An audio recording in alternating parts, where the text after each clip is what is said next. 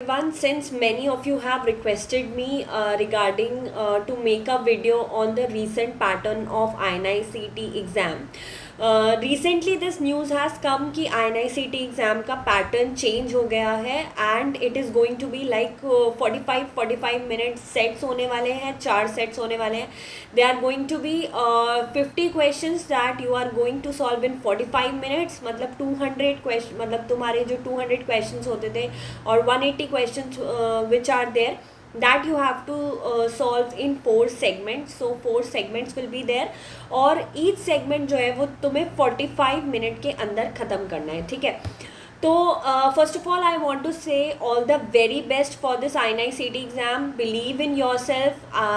आप सब ने जो भी तैयारी करी है that is just 100% you could do. ठीक है, just believe in yourself. And now the main day is going to come. 5 November को main day is going to come and you all are very well prepared for the exam and be confident in yourself. That is what I want to say first thing.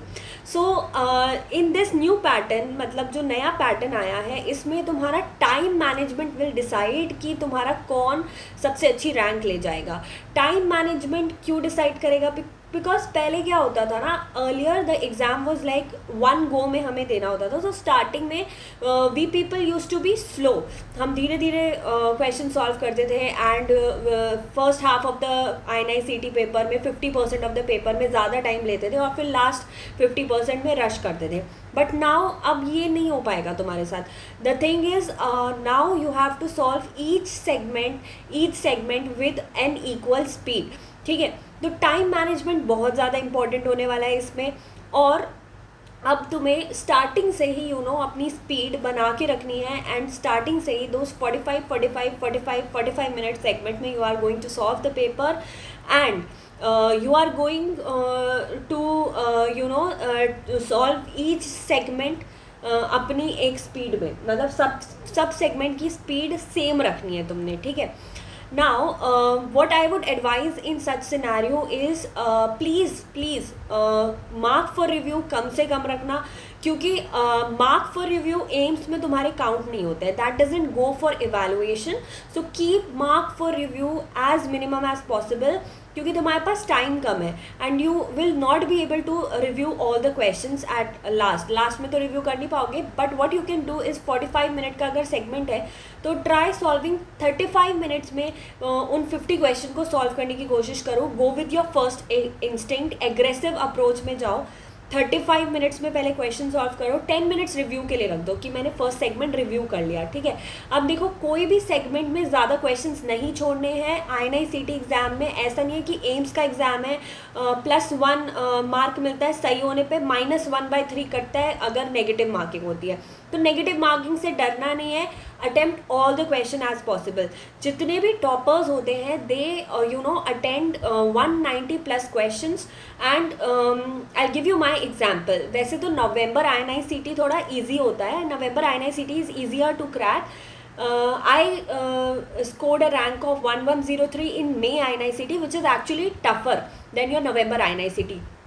So November INI-CET में मतलब basically it is an easy exam. So go as aggressive as possible. 195+ questions attend करके आओगे तुम. Negative marking से डरोगे नहीं. That I would advice. And mark for review minimum रखना है, ये मैंने तुम्हें पहले ही बोल दिया. तो ये ध्यान रखना कि एग्ज़ाम में मार्क फॉर रिव्यू कम रखना है, क्योंकि वो काउंट नहीं होंगे इवैल्यूएशन के लिए. ओके, एंड तुम्हारी जो मार्किंग स्कीम है वो तो सेम ही है इस एग्ज़ाम की. पहले भी यही थी, +1 for right answer, -1/3 for wrong answer. So marking scheme में कोई डिफरेंस नहीं आया है.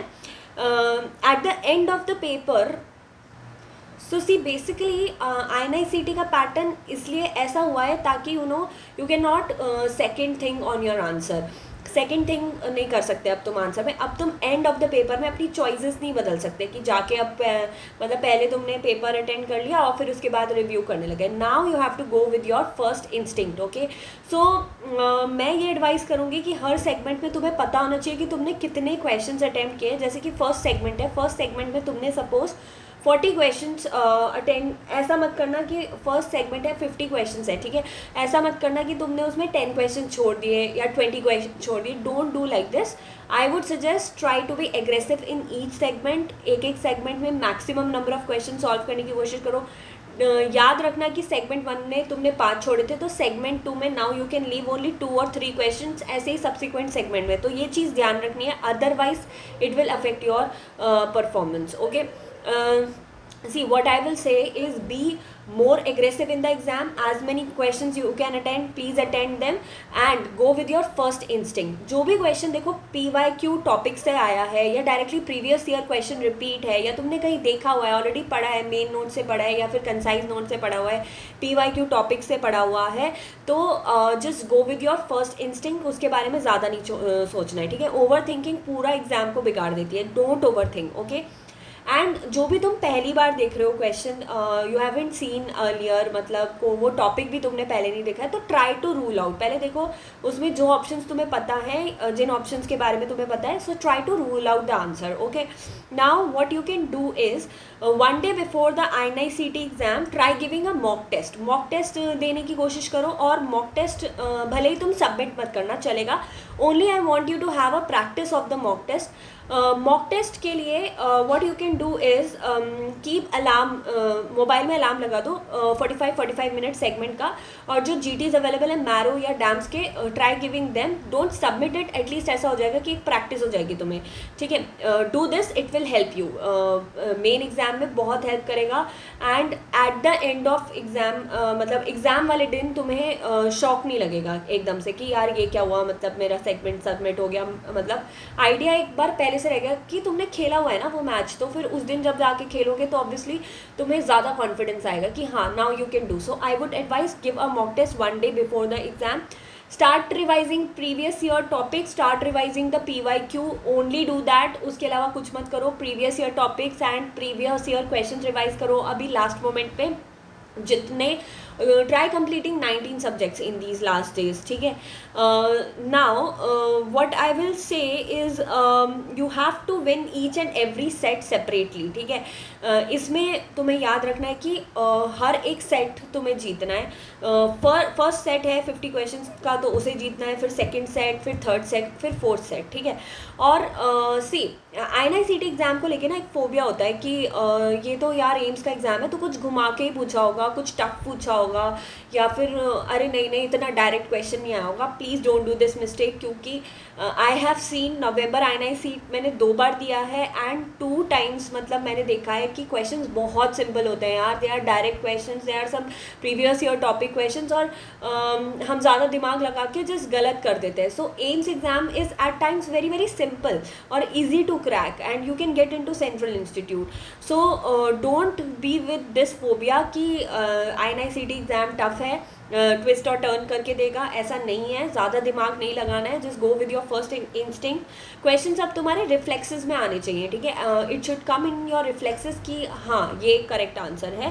And I will tell you to keep mark for review minimum ही रखना है, that I told you in the start of the video. And don't panic in your exam. देखो INICT में हमेशा ऐसा होता है, लास्ट मिनट पे कुछ ना कुछ पैटर्न चेंज कर देते हैं, हमारे टाइम पे भी ऐसा हुआ था, पहले एम्स अलग होता था, PGI अलग होता था, मतलब एवरीथिंग वाज डिफरेंट, फिर उसके बाद एकदम से INICT का पैटर्न आ गया, INICT का पैटर्न आया, सब पैनिक कर गया, अरे अरे ये क्या हो गया, ये क्या हो गया, but the questions and topics remain similar, ऐसा कुछ अलग नहीं हुआ था। ओनली द थिंग वॉज कि हमारे टाइम से multiple choice question start coming in INICT, image based question ज़्यादा बढ़ गए थे, like ABC are correct, 1 2 3 are correct, ऐसे करके मतलब थोड़े से लॉन्ग टाइप क्वेश्चन ज़्यादा आने लगे थे हमारे एग्जाम में, तो लोग पैनिक कर गए थे, but you don't need to panic at all in the exam. इस एग्ज़ाम में भी देखो, इस एग्ज़ाम में भी you know these multiple choice questions are going to come, like 1 2 are correct, 2 3 are correct, ऐसे क्वेश्चंस आने वाले हैं। So be as alert as possible in the exam. Also I would say कि यार एग्ज़ाम अटेंड करने से पहले ना एक बार देख लेना कि कुछ इंस्ट्रक्शंस तो नहीं दिए हैं, if there is any instruction वो इंस्ट्रक्शन स्किप मत करना, अच्छे से ईच सेगमेंट के पहले अगर कोई इंस्ट्रक्शन दिया है तो उसको पढ़ लेना, For now the pattern is random. अभी कुछ ऐसा update नहीं आया है कि this is going to be a subject wise segment. This pattern is random, and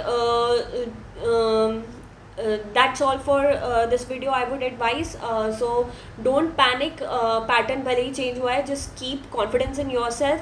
भरोसा रखो और ये match जीत के ही आओगे तुम लोग. All the best for your exam guys, and perform your best, and let me know when you come back from your exam that you have just done awesome, and let me know the previous year questions when you just let me know the questions which have come in your exam.